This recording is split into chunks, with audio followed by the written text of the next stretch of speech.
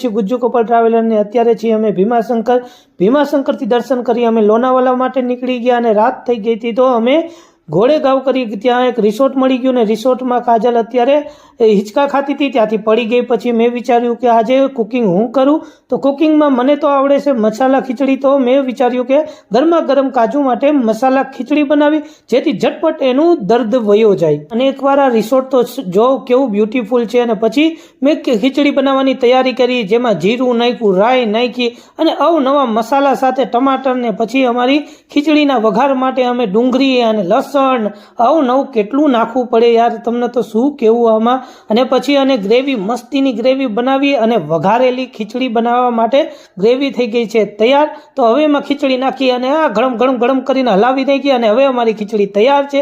તો ખાઈ પીને અને અમે ગોદડા ઓઢી અને અમારા કેરવાનની અંદર સૂઈ ગયા. તો મળી છીએ હવે બીજા વિડીયો ઉપર. Full video